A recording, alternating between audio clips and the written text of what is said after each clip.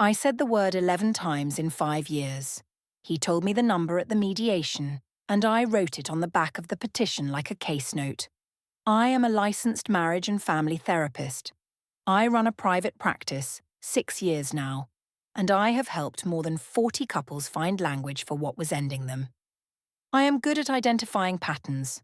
That is not irony yet. My name is Nadia. I am 33.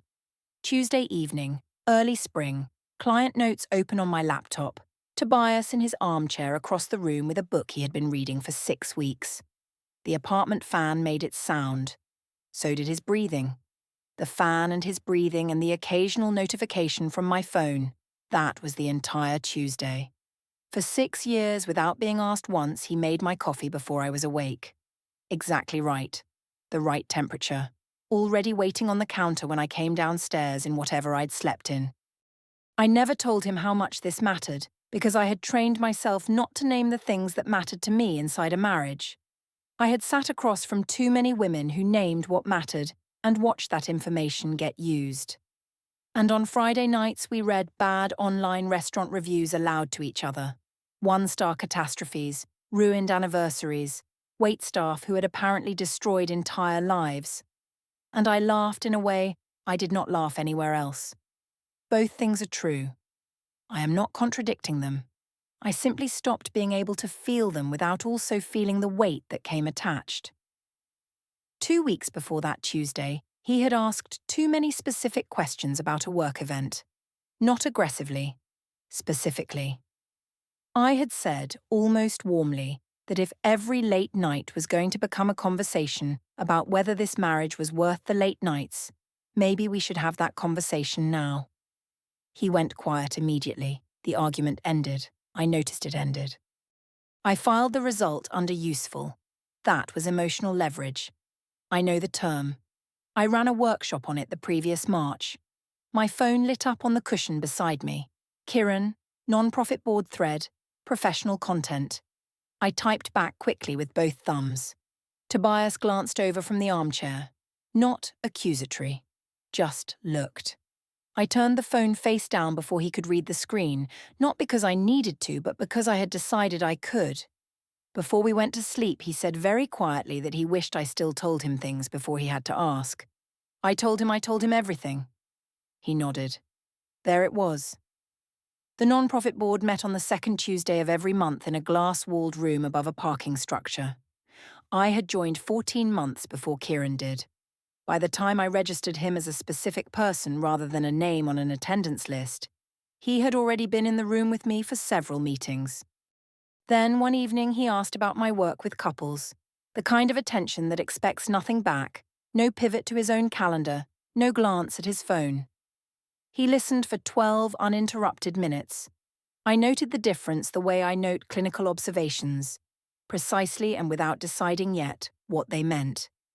The fundraiser was board adjacent, a hotel ballroom on a Saturday in late February, the kind of event where professional and personal blur by design.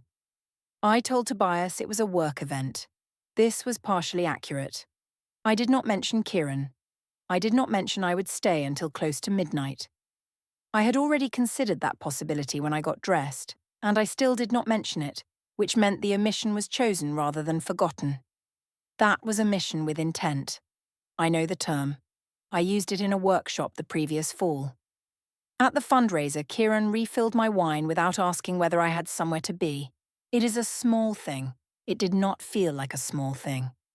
After 5 years of using the word divorce as evidence that I could not be owned, being around someone who simply assumed my freedom needed no defending felt like being able to breathe all the way down.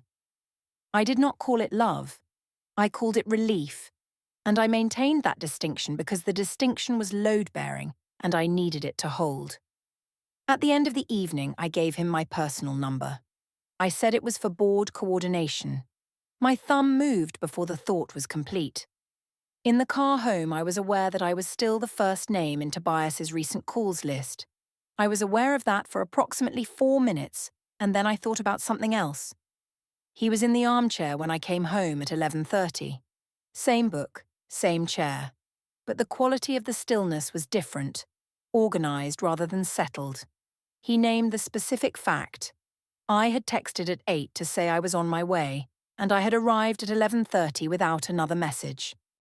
He said he was not building a case. He asked what happened to the time between those 2 points. His voice was level. He was holding himself carefully. He had done specific documented work to be that person in that moment, and it was visible in how precisely he was measuring each word. I told him this was the pattern. The accounting of my movements. The interrogations wearing the costume of concern. I said if every late night required an explanation, maybe the conversation we needed was about whether the marriage was worth the late nights. He went quiet. His jaw shifted once and then stopped. The shame of year 2 visited him, and he swallowed the question he should have asked, which was, when exactly did my noticing become a character flaw rather than a reasonable response to your behavior? He did not ask it. I catalogued his silence as, argument over, result mine. That was emotional leverage. I know the term. There it was. 3 days later, I met Ren at the wine bar near my office. She is 29, a junior therapist at a different practice, and she has not been in a relationship longer than 14 months, which has given her extremely specific opinions about what men in long-term partnerships become. She told me the divorce threat was the only honest sentence in that conversation, that saying it out loud was just vocalizing what both people were calculating anyway. I agreed in my clinical voice, which makes agreement sound like assessment. The wine helped. I also noticed, watching her across the table, that her certainty about marriage had the texture of something constructed from the outside rather than observed from within. She needed the controlling husband narrative to stay intact because she was using it to explain choices she had already made about herself. I noticed this clearly and said nothing about it because she was saying what I needed confirmed and the bottle was not yet empty. Priya texted that week about a dinner at her apartment. Small group. Comfortable, she said. Friday evening. I said yes. I did not mention to Tobias that Kieran would likely be there, not because I was certain he would be, but because I had not told Tobias that Kieran existed as a specific presence in my week at all, and the omission had been running long enough by then that correcting it would have required explaining it. At a mutual work dinner several days after the fundraiser, Tobias sat at the far end of a long table and said 4 sentences over 2 hours. Priya sat 3 seats from me and watched him from the corner of her eye with the careful attention of someone deciding whether to name a thing. On the way out, she touched my arm and asked whether everything was all right. I said of course it was. She said okay. Her okay was carrying more than it wanted to. Neither of us pressed it further because pressing it first is its own kind of declaration, and neither of us was ready to make one. Kieran sent 2 messages that week. Both brief, both within the outer edge of board business. I kept them in the same thread on my phone and did not show that thread to Tobias. Not because there was something definitive to hide, because I had decided the thread was mine, and that decision had already been made before I consciously made it. I used the word 3 more times before the month was out. Not in confrontations. In the proximity of confrontation, when nearness alone was enough for the word to function as preemption. He went quiet each time. I tracked each instance the way I track clinical data. Automatically, without calling it counting. I was identifying a reliable outcome. That was conditioning. I ran a workshop on escalation dynamics the previous March. 42 attendees. There's that. Priya's apartment was warm the way apartments get when dinner has been going for an hour and no one has opened the windows and everyone has had at least 1 glass of wine. 6 people. I arrived with Tobias. Kieran was already there near the kitchen doorway talking to someone I recognized from a board meeting. Tobias took off his coat. I watched something tighten in his jaw by exactly 1 degree. He hung the coat on the hook near the door and went to find a conversation near the bookshelf. I went to the kitchen for wine. Kieran was there, or followed, or was already heading there. I did not establish the sequence at the time, and I have not gone back to establish it since. We were laughing about something from the previous board meeting when Tobias appeared in the doorway, reaching for a glass of water. He stood in that doorway for a moment. Kieran saw him first. I turned and said something light, designed to fill the space between the three of us before it could become specific. Tobias took his water and returned to the bookshelf. I read this as, he saw something, he is sulking, and now I will manage the next hour accordingly. During dinner, someone made a passing joke about jealous husbands. The kind of joke that passes as shared cultural observation at dinner tables because it sounds impersonal even when it isn't. I took the opening. I said, in a voice that carried clearly across 6 people, that I had a personal policy. Every time my husband got jealous, I reminded him that the door was always unlocked. I said the word divorce the way someone says window, flatly, factually, as though bored by the question. I called it the usual pattern. The table did what tables do when someone says something real at dinner. Half the guests laughed because they did not know what else to do with the information. Kieran did not laugh. He looked into his wineglass and stayed very still. Priya reached up and touched her own ring with 2 fingers, a small unconscious motion she did not appear to notice herself making. Tobias looked at me from across the table with an expression I had not seen on his face before. Not anger, not hurt, something in the process of finishing being decided. This is the scene I have returned to most often in the months since. Not the petition in the waiting room, not the coffee table with the ring. This table, these 6 people, his face across the distance.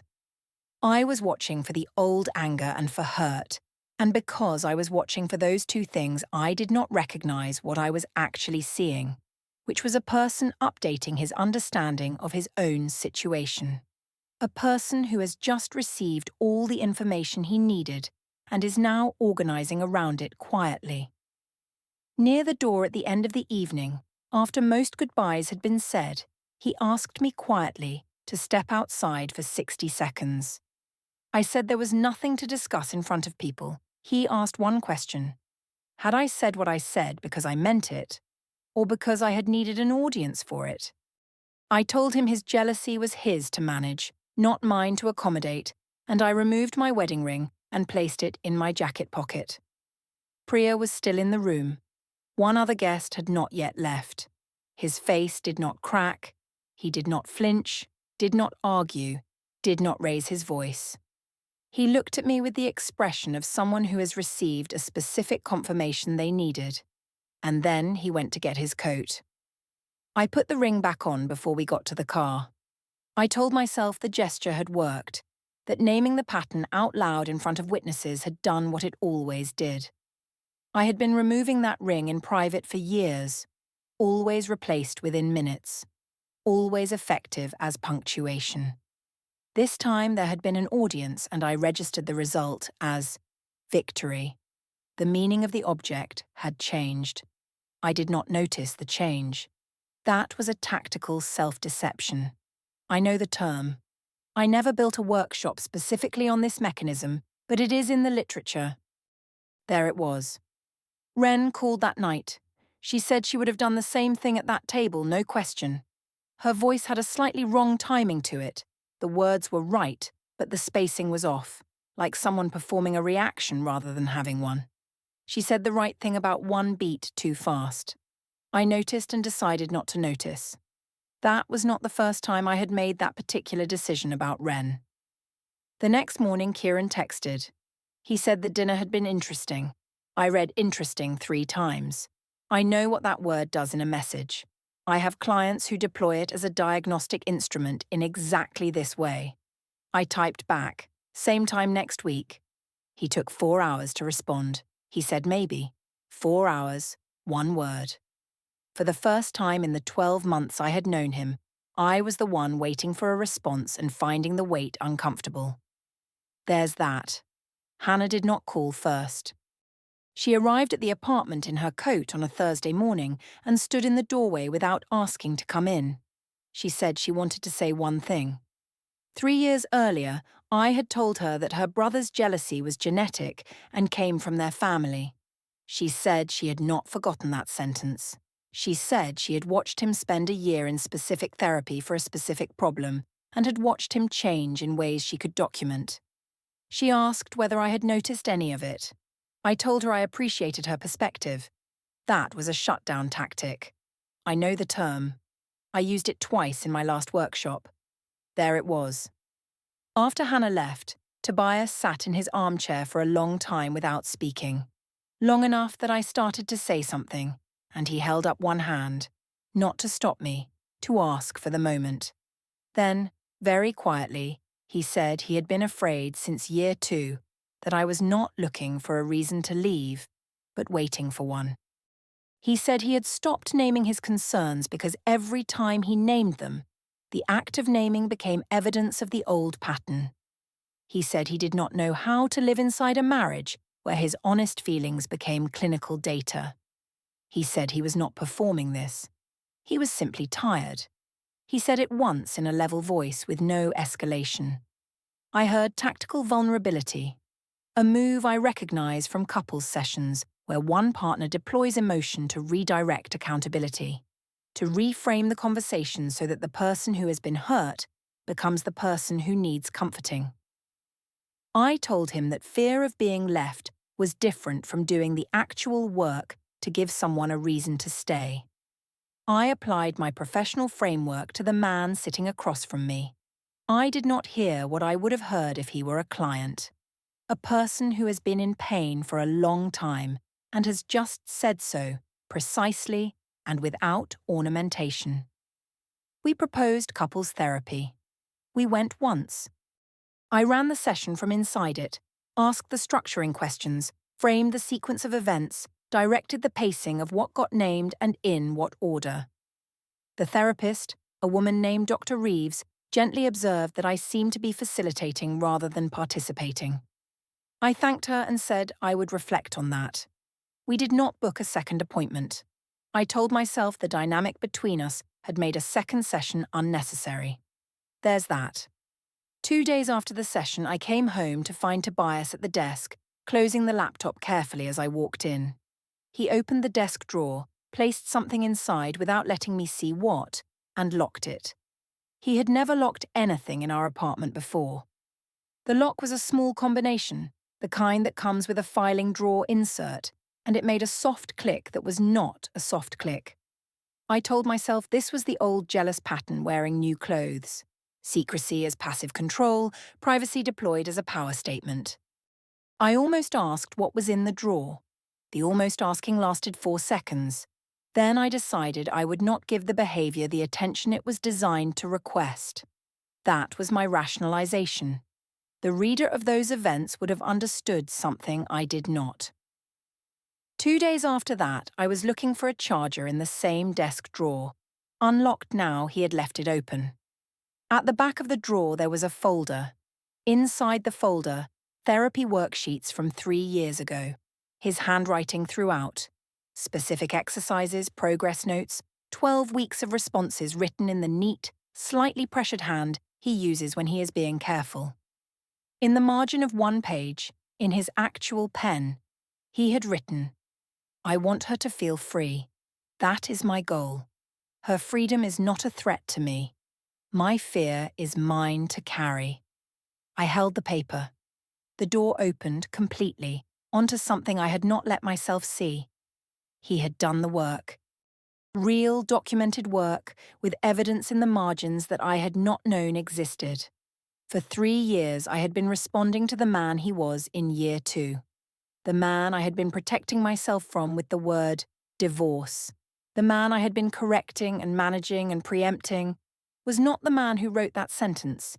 He had already fixed the problem I was still treating as active, and the treatment I was applying had started creating the original conditions.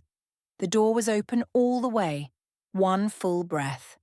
Then I placed the worksheets back exactly as I found them, closed the drawer, and told myself, the fact that he needed those worksheets at all is proof the problem was real. I was not wrong to protect myself from something that was once genuinely there. Just because he did the work does not mean I was wrong to need protection from the version that existed before the work. The door closed on a statement that was technically accurate and completely insufficient. I went to make tea. Priya had not initiated contact in 3 weeks. Ren's responses now came in 1 to 2 hours instead of minutes. Kieran had sent 2 messages in 10 days, both brief, both professional.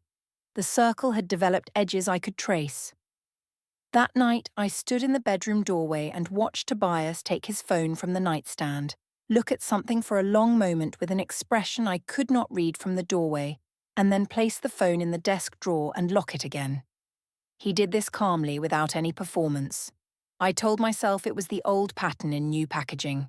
Secrecy as control. I almost crossed the room and asked. I did not. The lock clicked. It was a small sound. It was not a small sound. He named the discrepancy from the armchair. The window was partially open. The neighbour's teenage son was on the balcony next door, audible but not distinct. Tobias said he had checked the location app, a thing we had both agreed to 2 years earlier, mutual and voluntary, and that on the evening I had described as a client dinner, the app placed me at a residential address in the Fillmore district for 2 hours and 40 minutes. He named the address. He asked me to explain the difference between what I had said and where I had been. His voice was even. One question, stated once. I did not explain the difference. I told him the location app was the phone check from year 2 wearing better clothes. I said jealous 4 times in one paragraph. I said monitoring. I said pattern of control. I took off my wedding ring and placed it on the coffee table between us. I have placed it there before. Always to end arguments, always retrieved within minutes. This time I sat back, crossed my arms, and did not pick it up. He looked at the ring on the table for a moment. Then he said yes, he had checked my phone in year 2. He said it himself, clearly and without flinching. He was wrong to do that. It was his fear and not evidence, and he was wrong. Then he asked quietly about this. He gestured at the ring on the coffee table. He meant all of it, the address, the years, the 11 times, the accumulation. He asked what this was. I told him his jealousy came before I gave him any reason for it. In year 1, before any of this, before anyone I have spoken to since, he had checked my phone while I was in the shower and found nothing. He had done that first. That part was his, and only his, and it came first. He looked at me. He said yes. He said it simply, without defense. Then he said, "And this?" He did not elaborate. He did not repeat the question. I told him that asking whether I intended to stay was exactly the kind of question that made me want to leave. He looked at me for a long moment after I said that, not with anger, with something that looked like the last piece of an equation being resolved. He said he had been watching me practice leaving for 5 years. He said every time he heard the word, he tried to hear it as a habit rather than a plan. He said he stopped being able to tell the difference sometime in year 4. He said he was not asking her to stay. He was asking once whether she had ever intended to. I told him that question was the pattern, that needing an answer to that question was the dynamic, that his inability to simply trust the marriage without requiring constant confirmation was the thing I had been naming for 5 years. Deflection. I know. There it was. He picked up the ring from the coffee table. He held it for 1 moment. He placed it in his own jacket pocket. He said he would handle things properly. No raised voice, no inventory of grievances, no threat. 5 words and the apartment was a different room than it had been before those 5 words existed in it. I called Ren at 10:45 p.m. She answered and said she was in the middle of something. I called again at 11:15. Voicemail. The text I sent showed read at 11:43. 1 neutral face emoji arrived the following morning, a small yellow circle with no expression. 4 days of nothing after that. I counted. She was busy. I counted anyway. I texted Kieran that I needed to talk. He responded 2 hours later that things were getting complicated for him right now too, and that it was probably best to give this some space. I read this 3 times. I could not determine what this referred to. That was not an accident. He had been planning the exit long enough to know which words leave no handhold. The following days had an asymmetry I noticed but misread. I got louder. He got more organized. He moved his running shoes to the front hall. He removed a jacket from the shared closet and put it in the study. He answered practical questions and only practical questions. I told myself each small domestic action was passive aggression wearing the face of calm. The reader of those events would have understood them differently. The morning after he took the ring, he made coffee before leaving. 2 cups. He still made 2 cups. He left before I was awake. I stood in the kitchen in yesterday's clothes and held the mug and looked at the coffee table where the ring had been. The apartment was quiet in a specific way I had not heard in this apartment before. The ring was in his jacket pocket. I put it down as a threat. He took it as a fact. That was the first morning I understood there was a difference between those two things, and that the difference had been the entire problem, and that I had been standing on the wrong side of it for 5 years. I did not do anything with that understanding. I finished the coffee. There's that. Wednesday, 10:15 in the morning. I came out of my interior office to refill my water glass between sessions. The waiting room had 2 chairs by the window, occupied by a couple scheduled for the 10:30 appointment, both looking at their phones with the particular performance of people who are not reading what is on their screens. My receptionist Danny was at the front desk with an expression I have learned in 15 seconds of observation. Careful, apologetic, asking a question with the eyes before the mouth opens. A man I did not recognize was standing near the door. He asked whether I was Nadia. He handed me an envelope. Danny watched. The couple by the window did not look up, which meant they were listening entirely. The envelope contained a petition for dissolution of marriage with a motion for temporary orders. Temporary orders. Exclusive use of the marital apartment pending the first hearing. Frozen joint accounts. All communication through a monitored platform. First hearing, July 7th, 9 a.m., Family Court, Room 4. The evidence section listed the tagged location story from Priya's dinner. My face visible, the location metadata intact, the date and time matching the night the petition noted I had made specific statements about the marriage. There was a transcript of my words from that dinner. There was the location app record from the evening I had described as a client dinner, with the building name and address spelled out beneath the coordinates. The petition used the phrase documented pattern of conduct. That is my language. I have written it in case notes. I wrote it in a workshop handout the previous March. I held the petition in my own therapy office waiting room, in front of my receptionist and 2 strangers whose marriage I was scheduled to work on in 11 minutes. I did not move for a long time. Danny asked if I needed a glass of water. She asked this quietly, looking at her desk when she said it. The couple by the window still did not look up. I told Danny it was a misunderstanding that would be resolved quickly. She nodded with the specific expression of a person protecting their employment. Neither of us believed the exchange. 3 days before the mediation date, a message arrived through LinkedIn. Not a call, not a text, LinkedIn, where every exchange is visible and indexable, and nothing intimate can be attributed to anyone. Kieran wrote that he thought it was best to keep things professional going forward, given the circumstances. He did not define circumstances, he did not express anything that could be described as care or regret. He was clean before I read the message, he was clean after. There's that. She moves into a 2-room sublet above a dry cleaner on Larkin Street. Within 1 week, the smell of steam and industrial solvent is in everything she owns. The joint accounts remain frozen until the July 7th hearing, and she pays 2 months of practice rent from personal savings she had stopped contributing to. Priya's number routes to a voicemail buffer Priya set up specifically to have one. Ren sends a voice note 2 weeks after the mediation, saying she has been processing the situation. Hannah's name disappears from every shared thread without announcement. Kieran resigns from the non-profit board 3 weeks after the LinkedIn message. She is not replaced on the board.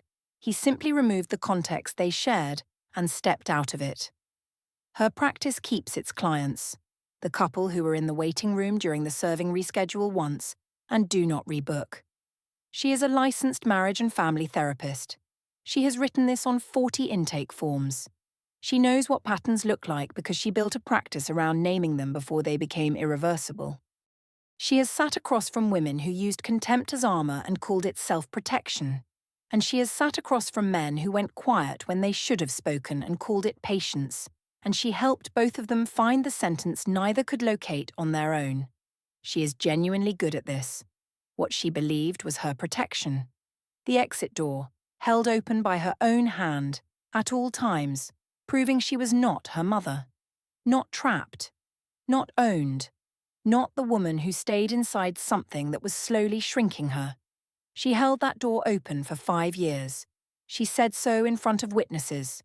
What it cost, she never learned to stay inside anything she had chosen.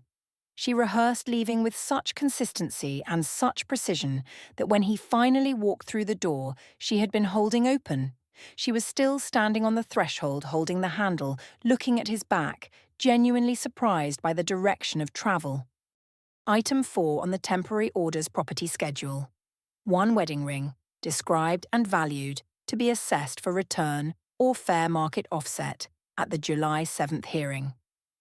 She has not seen it since the night she placed it on the coffee table as punctuation, and he picked it up as a fact. She teaches people how to stay in rooms that are difficult, and she has not yet found the right session to explain what she did with hers.